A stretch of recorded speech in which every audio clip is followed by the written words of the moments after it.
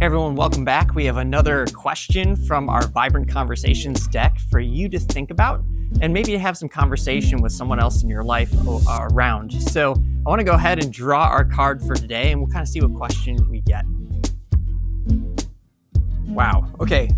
Share a time when you didn't feel welcome or didn't feel included in a group of people. So this is kind of an interesting one for me as a pastor to say. One of the times that I can think of when I didn't feel welcome was actually when I went to church one time. I had just recently become a Christian, and so I knew that going to church was important. And so I went to church one Sunday, this particular congregation that I wanted to check out, and dressed up in khakis and a polo shirt, and went in and worshiped with everybody. And as the worship service came to an end, and the final hymn was played, and people were starting to shuffle out, and a nicely dressed older gentleman in the congregation pulled me aside and proceeded to lecture me on how everything that I was wearing was wrong.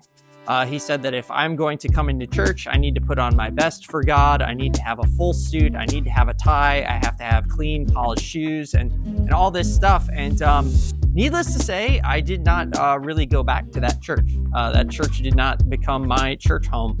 And so it's actually part of the reason why hospitality for me as a pastor is such a big thing. I want people to know when they come to our church that they are welcomed and that they are loved here, that it's not about a particular dress code or what you look like. This is a place where you can meet others in community and where you can encounter the love of God in Jesus Christ. So it was actually a very formative moment for me early on in my faith life.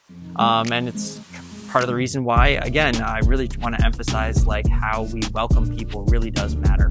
But what about for you? Share a time when you didn't feel welcome. Maybe think through that question today. Have a conversation, maybe around your dinner table with those in your household, and use that as a learning opportunity. A learning opportunity to say, what would it look like for us to be more hospitable and more welcoming as a household?